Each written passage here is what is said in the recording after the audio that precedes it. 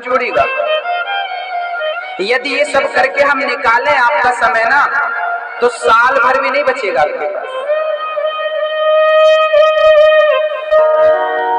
बड़े भाग्य से यहां तक पहुंचे हो, खूब मेहनत करी, कोचिंग करी, 89 नंबर आए, एक नंबर कम रह गया, 90 नंबर आए होते तो हमारी नौकरी पक्की हो जाती। एक नंबर से रह गया कि नहीं? बहुत सारे विद्यार्थी एक नंबर से रह जाते हैं कि नहीं? और एक नंबर ही उनकी जिंदगी फ्यूचर निर्धारित करता है, होता है। एक नंबर से कभी IAS IPS की नौकरियां छूट जाती हैं, एक नंबर से मात खा जाता है। उस एक नंबर की क्या वैल्यू होगी जब एक रन से हम हार जाते हैं? एक रन से इसकी भी बहुत कीमत है। ये मनुष्य का तन यही है। पशु पक्षी जीव जंतु वहां से हम आए हैं, 1 से 89 तक पहुंचे, 89 तक पहुंचे, 99 तक पहुंचे। 1 से शुरुआत की थी, 1 नंबर से रह गए। मनुष्य का तन पाया फिर भी भजन नहीं किया तो रह गए फिर 84 का चक्कर, फिर 84, फिर कुत्ता बिल्ली पशु पक्षी बनो, फिर यहाँ तक पहुंचो, और फिर यहाँ फिर पंचायत करो, फिर झगड़ा करो, फिर लड़ाइयाँ करो, फिर द्वेष करो। ये करने में जिंदगी बीत गई, कब भजन करोगे? बड़े भाग्य मानुष तन पावा, मनुष्य का तन भगवान के भजन के लिए मिला था, लेकिन हमने समझा नहीं मिला किस लिए। भक्तों, कीमती है। आपके पास 1 करोड़ रुपए है ना? आपको पैसा कीमती लगता है ना? पैसा महाराज जी, पैसा मिल जाए, पैसा मिल जाए। हाँ, मैं देता हूं आपको, आइए। आपको मैं जब प्यास लगी ना तो 1 करोड़ रुपए दूंगा, लेकिन पानी नहीं दूंगा। प्यास लगेगी तो 1 करोड़ लो, भूख लगेगी 1 करोड़ लो। पैसा लेते जाओ, जितनी बार प्यास लगे उतना पैसा लो, पानी नहीं मिलेगा। मंजूर है? आपको प्यास लगी है जोर की, पानी दो। अरे पानी क्या पीता है, 1 करोड़ रुपए रख, ये ले। प्यास लगे तो पैसा, भूख लगे तो पैसा, बोलो चाहिए आपको? 4 दिन से पानी नहीं मिला, माना कि 3 दिन के बाद तो कहते हैं कि पानी के बिना व्यक्ति मर जाता है। ठीक है, मैं 3 दिन की बात करता हूँ। 3 दिन से आप प्यासे हैं, आपको 1 घूंट पानी नहीं मिला, और 3 दिन बाद जैसे तैसे आपको पानी मिला, और मैंने पानी लेकर गिलास आपकी तरफ बढ़ाया, और आप पानी की तरफ झपटे, मैंने पानी का गिलास पीछे कर लिया, और आपको कहा कि 1 लाख रुपए ले ले, 1 करोड़ रुपए ले ले, पानी मत पी। बोलिए, आपकी तरफ एक सामने 1 गिलास पानी रखा है और बाजू में 1 करोड़ रुपए रखे हैं, क्या चुनेंगे आप? बोलिए। पानी। तो बताइए, वो 1 गिलास पानी 1 करोड़ से कीमती हो गया ना? समय समय की बात है मेरी माँ, समय समय की बात है। कभी समय समय पर होता है समय समय की बात, राम जन्म का दिन बड़ा, कृष्ण जन्म की बात। पुरुष बलि नहीं होता है, समय होत बलवान, भीलन गोपी लूट लई, वही अर्जुन वही वाण। समय की बात है। 1 गिलास पानी 1 करोड़ से भी महंगा है, लेकिन आपके पास ढेर है तो आपको पता नहीं उसकी कीमत, नहीं पता है आपको लगता है पैसा सब कुछ है, पैसा सब कुछ है, सब कुछ पैसा है। पैसे के लिए भाई से झगड़ा हो जाता है, पैसे के लिए पत्नी और पति झगड़ा कर लेते हैं, माई बाप और बेटा झगड़ा कर ले, काहे के लिए? पैसे के लिए। रिश्तों की कोई कीमत नहीं है, पैसे की कीमत। हम भूल गए हैं कि संसार में हम आए क्यों हैं, हेतु क्या है, उद्देश्य क्या है। ये मनुष्य का तन वो संपत्ति कमाने के लिए मिला है जो ना बांटी जा सकती ना चोर चुरा सकती। पायो जी माने राम रतन धन पायो, वस्तु अमोलक दी मेरे सतगुरु करे कृपा अपनायो। पायो जी माने राम रतन धन पायो। ऐसी संपत्ति कमाओ भक्तों, कोई ले ना सके, बांट ना सके। इसलिए बड़े भाग्य से तन मिला है। कुत्ता बिल्ली पशु पक्षी भजन नहीं कर सकते, कथाएं नहीं सुन सकते, पर हम कर सकते। और हम मनुष्य बन के भी कथाएं ना सुने, सत्संग ना करें, अपने समय का सदुपयोग ना करें, तो बताइए उनमें और हमें क्या अंतर रह जाएगा, है ना? बताइए, क्या गधा कभी भगवान की आरती उतार सकता है? सत्संग कर सकता है ना? नहीं ना, नहीं। पर हम कर सकते हैं, और हम ना करें तो हम ही तो गधे हैं। हाँ बताइए, बोलो राधे राधे। इसलिए समय का पूरा सदुपयोग करना सीखिए। व्यास जी महाराज कह रहे हैं, सुखदेव जी नहीं रुके। सुखदेव जी कहते हैं, पिताजी मैं एक बार भोग चुका हूँ, माँ के गर्भ में बड़ा कष्ट है, फिर मैं वहां से निकलकर भजन करके उस गर्भ में नहीं जाना चाहता। लेकिन यदि माया ने जकड़ लिया तो मैं बार बार चक्कर में पड़ा रहूंगा। पुनरपि जननम पुनरपि मरणम पुनरपि जननी जठरे शयनम भज गोविंदम भज गोविंदम गोविंदम भज मोह मते। आद्य शंकराचार्य जी कह रहे हैं, मूढ़ मते कब भजन करेगा? आद्य शंकराचार्य जी कह रहे हैं। सुखदेव जी महाराज को नमस्कार। जिनके सामने देवांगनाएं स्नान कर रही थी, सुंदर सुंदर नारियां, लेकिन सुखदेव जी देखे भी नहीं, और उन देवियों ने उन्हें देखकर वस्त्र भी नहीं पहने, वो निर्वस्त्र होकर स्नान करती रही। तब वहां से व्यास जी निकले, और व्यास जी को देखकर उन कन्याओं ने जल्दी से अपना बदन ढक लिया। कन्याओं से कहा, व्यास जी ने, मैं बुढ़ा, मुझे देखकर लज्जा करती हो, मेरा बेटा गया, उसे देखकर लज्जा नहीं आई? तब उन कन्याओं ने कहा कि महाराज आपको पता है कि स्त्री और पुरुष में भेद क्या है, जबकि आपके पुत्र को नहीं पता था कि स्त्री और पुरुष में अंतर क्या है। सुखदेव जी ऐसे थे जिन्हें पता ही नहीं कि स्त्री और पुरुष में भेद क्या होता है। ऐसे जितेंद्रिय थे श्री सुखदेव जी महाराज। ऐसे सुखदेव जी को बारंबार प्रणाम। बोलिए सुखदेव भगवान की जय। नैमिषेषोत्तमासीना। बड़े बड़े साधु संत भगवान के पास चले गए, महाराज हमें कोई ऐसी जगह बताओ जहाँ बैठकर हम नित्य सत्संग करते रहें, कोई बाधा ना आए। तब संत भगवान ने कहा, ये सुदर्शन मैं छोड़ रहा हूँ, जहाँ जाकर के ये सुदर्शन जमीन में पृथ्वी में टकरा जाए वही जगह पवित्र मानना। सुदर्शन चारों तरफ घूमा, तभी नैमिषारण्य में सुदर्शन का निमि आगे का हिस्सा पृथ्वी से टकराया। रण्य कहते हैं जंगल को, निमि सुदर्शन की और टकराई, उसी का नाम पड़ गया नैमिषारण्य। आज नैमिषारण्य में सारे संत बैठ गए, 88,000 संत बैठे, और वहां नित्य सत्संग चल रहा था, क्योंकि वो पवित्र भूमि है। आज भी नैमिषारण्य में नित्य सत्संग होता रहता है। 88,000 संत बैठे थे, वहीं पर सूत जी का आगमन हुआ। सभी संतों ने खड़े होकर सूत जी का अभिवादन करते हैं, महाराज आपकी जय हो। अज्ञान ध्वांत विध्वंस कोटि सूर्य समप्रभा, सूताख्याहि कथा सारम मम कर्ण रसायनम। ज्ञान जो होता है ना, करोड़ों सूर्य की तरह होता है। ज्ञान से महंगा कुछ नहीं है इस दुनिया में। पैसे वाला रोता मिलता है, जबकि ज्ञानी आदमी पेड़ की छांव में सुखी रहता है, क्योंकि पैसे से कोई सुखी थोड़ी होता है, पैसे से धनवान थोड़ी होता। जिसके पास आत्मबल है, आत्मज्ञान है, वही तो धनवान है इस दुनिया का।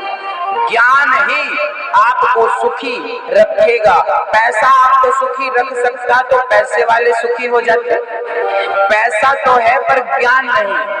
पैसे का सदुपयोग क्या करना। पैसे वालों को देखा होगा शराब सुरा सुंदरी में पैसा लुटाते हैं, जबकि ज्ञानी व्यक्ति के पास पैसा आएगा तो पैसे का सदुपयोग करेगा।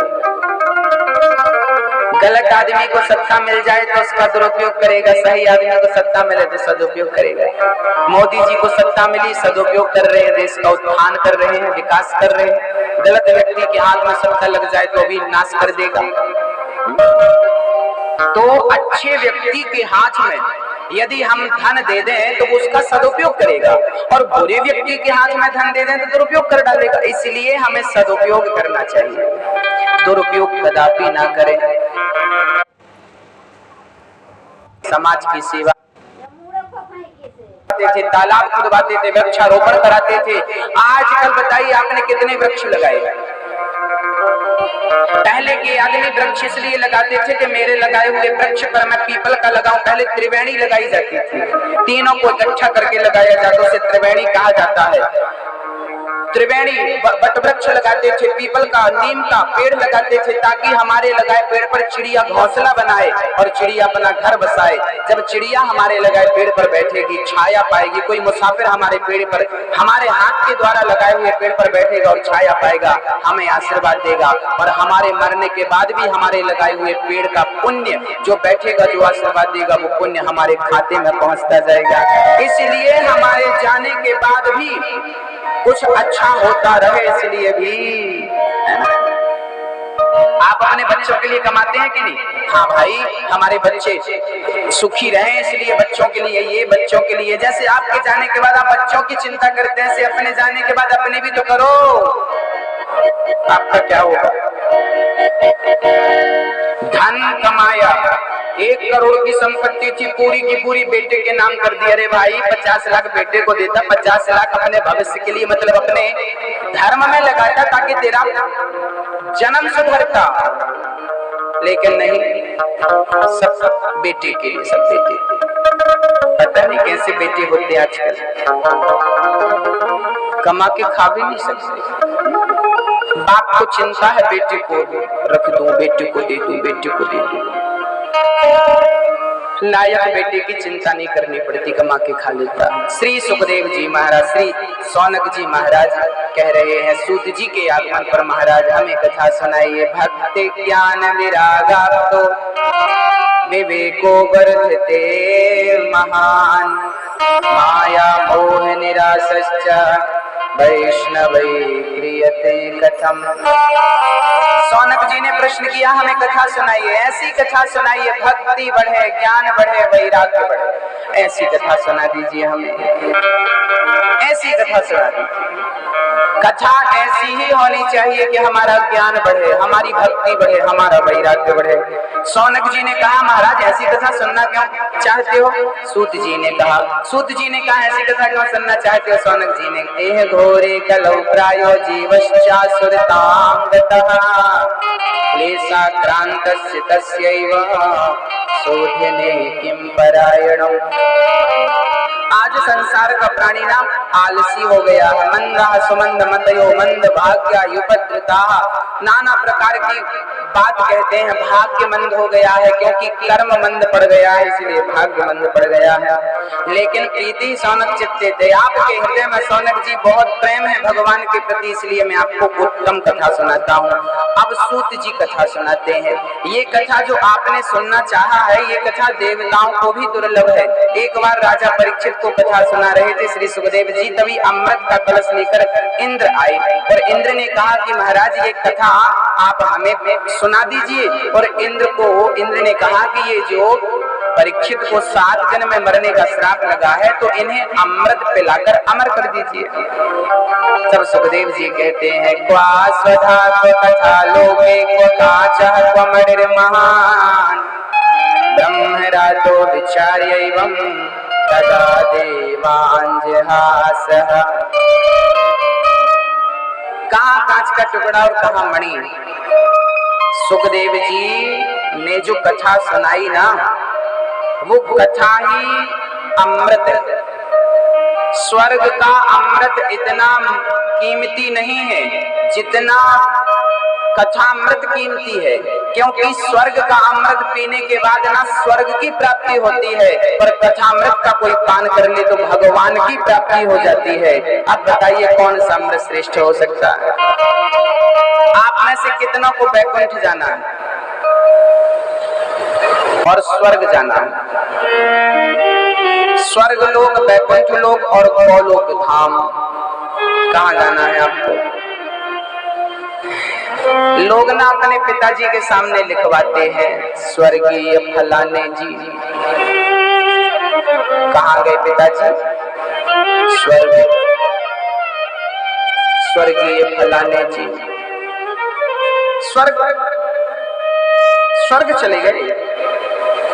स्वर्ग ना कोई बहुत बड़ी चीज थोड़ी है। स्वर्ग में क्या है? स्वर्ग में इंद्र है, देवता है। वहां क्या है? देवता लोग खूब सुरा सुंदरी के बीच में रहते हैं, नाचते कूदते रहते हैं। वहां खूब नाच गाना चल रहा है, ऐशो आराम है। तो स्वर्ग, हमसे कोई इंद्र भी आकर कहे चलो स्वर्ग, क्या करेंगे आपके स्वर्ग? आपसे अच्छा तो हमारा महू। स्वर्ग अच्छा नहीं है, स्वर्ग बिल्कुल बढ़िया नहीं है। भगवान से मांगो तो कभी स्वर्ग की कामना ना करो। क्या चाहो भगवान से? प्रभु स्वर्ग भेज कर क्या स्वर्ग जाकर मैं क्या करूंगा? शराब पीऊंगा, वहां नाच रही है अप्सराएं मैं देखूंगा, अरे राम राम राम राम, मैं ये देखने स्वर्ग जाऊंगा? ना प्रभु, तेरे दर्शन के लिए तड़पता रहा और ये सब भजन करके स्वर्ग मिले तो इससे अच्छा है, व्यर्थ है ये सब। स्वर्ग नहीं चाहिए प्रभु। स्वर्ग बहुत 5 स्टार होटल समझ लीजिए स्वर्ग को।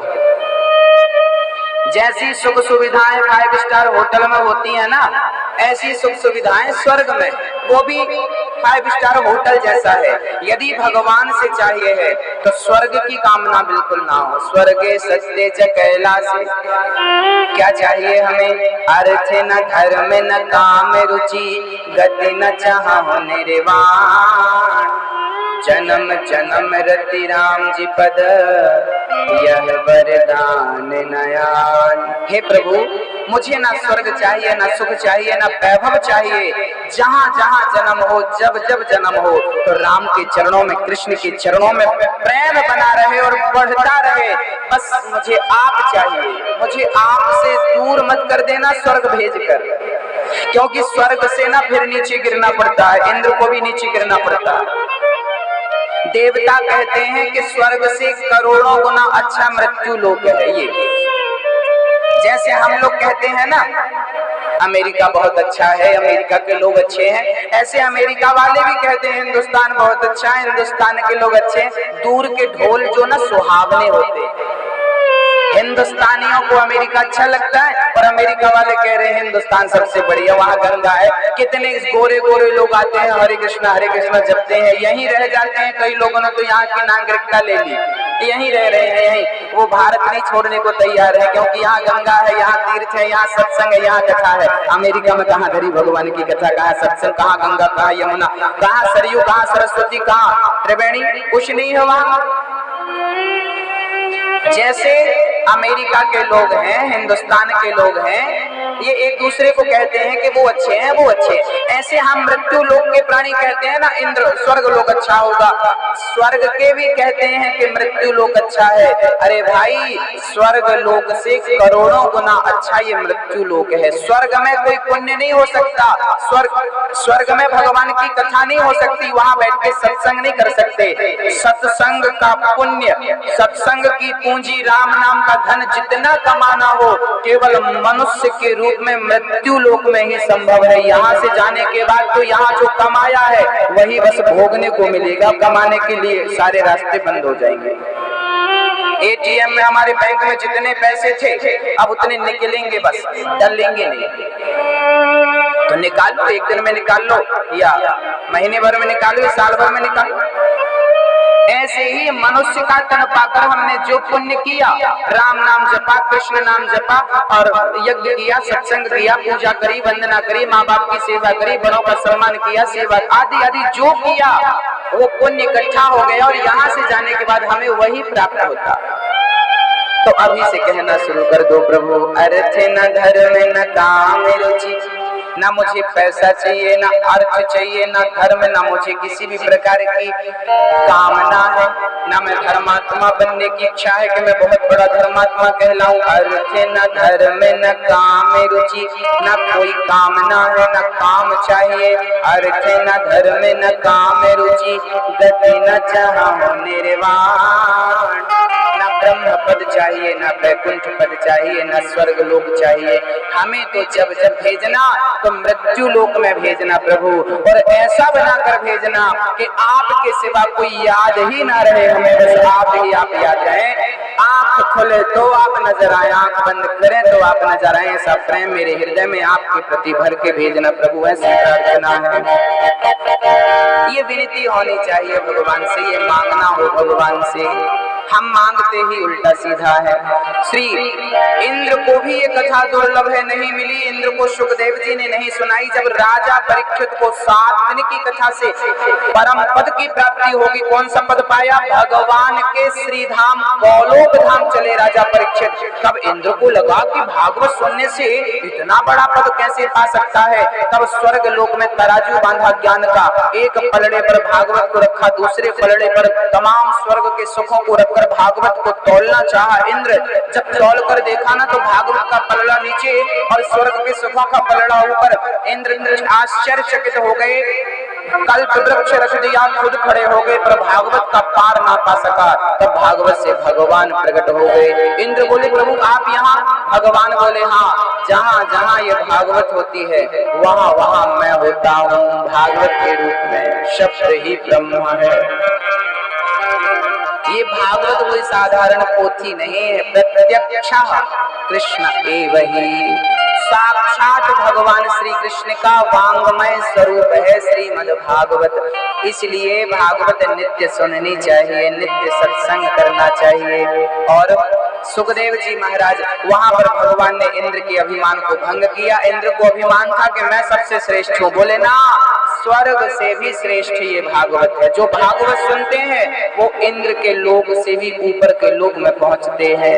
इसलिए भागवत सबसे सबसे भिन्न है, सबसे अलग है। वो गति जो भागवत दे सकती है कोई नहीं दे सकता। ये भागवत तो नारद जी ने भी सुनी। एकदा हि विशालायाम चत्वार ऋषयो मला। एक बार 4 संत मिल गए बद्रीनाथ में नारद जी को। सनक, सनंदन, सनातन, सनत कुमार, ये 4 सनकादियों ने नारद जी को देखा, बड़ा परेशान थे नारद जी। नारद जी को देख करके कहा भाई, सनकादियों ने कहा कहाँ जा रहे हो नारद जी? नारद जी कहते हैं पूछो मत, कहाँ हम बड़े परेशान हैं। संतों ने कहा आपके दर्शन मात्र से मनुष्यों की परेशानी दूर होती है, आज आप कैसे परेशान हैं? तब नारद जी ने अपनी परेशानी का सारा विवरण दिया। ये कारण है मेरी परेशानी का। संत कभी परेशान होता है ना तो स्वयं के लिए नहीं, समाज के लिए परेशान हुआ करता है, देश के लिए परेशान हुआ करता है। नारद जी परेशान है। नारद जी कहते हैं एक बार मैं पृथ्वी के समस्त तीर्थों में गया। अहम तो पृथ्वीम यातो ज्ञात्वा सर्वोत्तमामिति, पुष्करम च प्रयागम च काशीं गोदावरीं तथा। हरि क्षेत्रम कुरुक्षेत्रम श्रीरंगम सेतुबंधनम एवमादिषु तीर्थेषु भ्रममाणैतस्ततः। नारद जी कहते हैं मैं पृथ्वी के समस्त तीर्थों में गया, पर ना पश्चिम पुत्र करने लगे तो अशांति हो जाएगी, आपकी चर्चा करने लगे अशांति हो जाएगी। हाँ, एक बोले एक शांत रहे, शांति होगी। दोनों बोलेंगे तो क्या होगा? अशांति। महाराज जी शांति नहीं है। अरे तुम बोलते क्यों हो? चुप रहा करो, शांति हो जाएगी। खुद पाँव में कुल्हाड़ी मार के आ जाता महाराज जी अशांति। अरे सास बोले तो तुम चुप रहो, तुम बोले तो सास चुप रहे, शांति कभी भंग ही नहीं होगी। सिंपल बात है, शांत रहा करो। हमें क्या रहना मैया? अभी आप लोग कथा सुनेंगे। अच्छा अभी थोड़ी देर के लिए, अभी जब कथा पूरी हो जाएगी और उसके बाद भी यदि आप लोग बैठे रहेंगे तो बताइए बैठे बैठे क्या करेंगे? पंचायत करेंगे। 4 माताओं का एक ग्रुप बन जाएगा। अच्छा कितनी बातें करते हैं फिर भी क्यों खत्म नहीं होती? कितनी गप्पें करते हैं हम लोग फिर भी खत्म नहीं होती। इसलिए कुछ नहीं रखा इन बातों से, केवल भगवान का नाम लिया करो। जहां भी बैठो भगवान की चर्चा छेड़ा करो। जीवन का भरोसा नहीं है मेरी माँ, कोई नहीं जानता कब पूरा हो जाए। इसलिए हर श्वास में हो सुमिरन तेरा, यूं बीत जाए जीवन मेरा। क्षण भंगुर जीवन की कलिका, कल प्रात को जाने खिले न खिले। मलिया चल की सुचि सुंदर मंद सुगंध, समीर चले न चले। काली काल कुठार लिए फिरता तन नम्र है, चोट झेले न झेले। भजले हरि नाम हरि रसना, फिर अंत समय में हिले ना हिले। ए रसना ए जिह्वा राम राम जब, पता नहीं तो अंतिम समय में हिलती डुलती है कि नहीं। नारद जी बोले मैं समस्त तीर्थों में गया पर शांति नहीं मिली। कहाँ कहाँ गए थे आप? पुष्करम चा प्रयागम चा, पुष्कर गया, प्रयाग गया, काशी गोदावरी हरिक्षेत्र कुरुक्षेत्र रंगनाथ, समस्त तीर्थों में गया पर ना पश्यम पुत्र मिच्छरमा मनव संतोष का, मन को कहीं संतोष नहीं हुआ।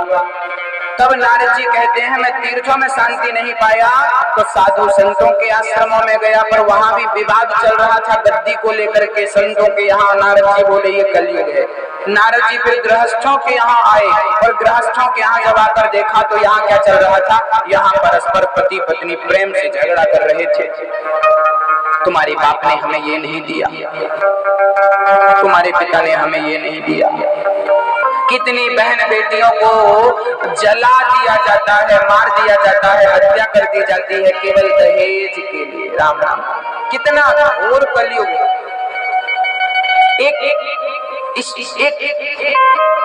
मतलब इंसान की कोई वैल्यू ही नहीं, उसे जिंदा जला दो पैसे के लिए, ये कोई जिंदगी है? राम राम, बताइए। ऐसे भी लोग समाज में पड़े हैं, देश में पड़े हैं। नारद जी कहते हैं यही तो अशांति है, झगड़ा चल रहा है पति पत्नी के मध्य में। तरुणी प्रभुता गे है शाल को बुद्धिदायका, नई नई बहुओं की घर में चल रही है सासू माँ की। बुजुर्गों का कोई सम्मान नहीं है, आज के जमाने में बुजुर्गों का सम्मान कम होता। पहले का जमाना बहुत अच्छा था। पहले गांव का एक बूढ़ा निकल जाए ना तो गांव के सारे बच्चे, चाहे वो उसका बेटा हो ना हो, खड़े हो जाते थे बूढ़े के सामने। गांव के बुजुर्ग का सम्मान था पहले के लोग अशिक्षित थे लेकिन अपने से बड़ों का सम्मान करते थे। आज के लोग शिक्षित हैं पर अपने से बड़ों का अपमान करते हैं। बताइए कौन सी शिक्षा है?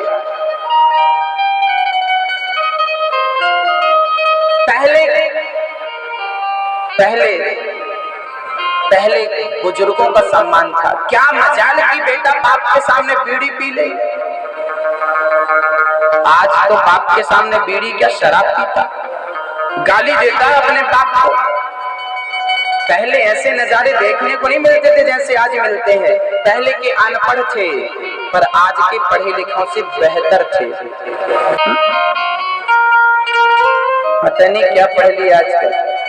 तरुणी प्रभुता गए शाल को बुद्धिदायक।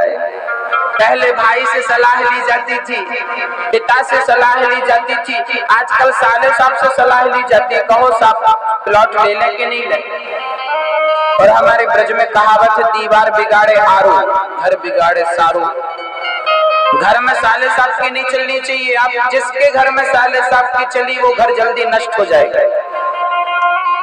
हाँ, शादी के बाद अपने पति से सलाह लिया करो, अपने भाई से नहीं। समझ रही हो मेरी माँ? शकुनी मामा इसके जीते जागते उदाहरण है। गांधार नरेश, धृतराष्ट्र ने साले की बात मानी, शकुनी की बात साले की मानी तो बताओ 100 के 100 भांजों को निपटा दिया कि नहीं? ये मामा साहब, साले साहब। इसलिए कहा सीखने को मिलेगा, बिना सत्संग के ये नहीं पता चलता कि किससे सलाह लेनी चाहिए, किससे सलाह नहीं लेनी चाहिए। राम की माँ जानती हो बहुत प्यार करती थी कैकेयी। कैकेयी ने सलाह किससे ली? अपनी दासी से। वो बर्तन धुलती थी घर के, झाड़ू लगाती थी, कैकेयी के कमरे में ना पोछा लगाती थी, उसका काम था कुब्जा, क्या नाम, मंथरा। मंथरा पोछा लगाती थी। तो सलाह किससे लिया कैकेयी ने? तुम रानी हो, अपने से ज्यादा बुद्धि वाले से सलाह लेना चाहिए। जो अपने से कम बुद्धि वालों से सलाह लोगे ना तो यही होगा जो कैकेयी का हुआ। सलाह भी सबकी नहीं ली जाती। हमें कौन सलाह देने के काबिल है, कौन नहीं है, किसकी सलाह उचित है, किसकी सलाह अनुचित है, ये सारा ज्ञान हमें सत्संग से मिलता है। किसकी सलाह लेनी चाहिए, किसकी नहीं लेनी। माता पिता और गुरु की, देखो क्या लिखा रामचरितमानस में, माता पिता और गुरु की वाणी बिना ही विचार करे शुभ जानी। माँ की सलाह लेनी चाहिए, पिता की सलाह लेनी चाहिए, गुरु की सलाह लेनी चाहिए। लेकिन घर में पोछा वाला है, पोछी वाली है, उसकी सलाह ली कैकेयी ने, सर्वनाश हुआ। सलाह अर्जुन ने किससे सलाह ली? कृष्ण भगवान से। और कौरवों ने किससे सलाह ली? शकुनी मामा से। देखो किसका नाश हुआ और किसका कल्याण हुआ, आपको पता है? सलाहकार हमारा अच्छा है तो हमारा रास्ता साफ है, और हमारा सलाहकार। अब देखना यह है कि आपको सलाह देने वाला कौन। कहीं पड़ोसन तो नहीं दे रही है आपको सलाह कि सास ने ऐसा कहा था, तुम्हारी सास ने कल तुम्हारे बारे में ऐसा कहा, जबकि कहा नहीं, पड़ोसन ने तो कान भर दिए। अब आपको लगा हो सकता कहा हो, पड़ोसन ने झूठ थोड़ी बोला हो। खुद की सास पर भरोसा नहीं है, पड़ोसन पर ज्यादा भरोसा। यही घर है कच्चे धागे में पिरोए हुए, यही रिश्ते हैं कच्चे धागे में पिरोए, जल्दी टूट जाते हैं। रही मन धागा प्रेम का, मत तोड़ो चटकाए, टूटे से फिर ना जुड़े, जुड़े तो गांठ पड़ जाए। किसी के कहने से अपने रिश्तों में आग नहीं लगाया करते। मेरी माँ गृहस्थ आश्रम बहुत अच्छा आश्रम है। इस आश्रम से ब्रह्मचारियों का पेट भरता है, वानप्रस्थियों का पेट भरता है, सन्यासियों का पेट भरता है। गृहस्थ ही है जिसके घर से कुत्ते की रोटी और गाय की रोटी नित्य निकला करती है। अरे गृहस्थ ही है जिसके घर से वानप्रस्थ और सन्यासी आ जाए तो भूखा नहीं जाता। अरे गृहस्थ ही है जो अपने घरों में चिड़ियों के लिए दाना डाला करते हैं। अरे गृहस्थ से सबका पेट चलता है। गृहस्थ आश्रम से श्रेष्ठ आश्रम कुछ हो नहीं सकता। लेकिन गृहस्थी जब तरीके से चले तब धर्ममय हो, है ना।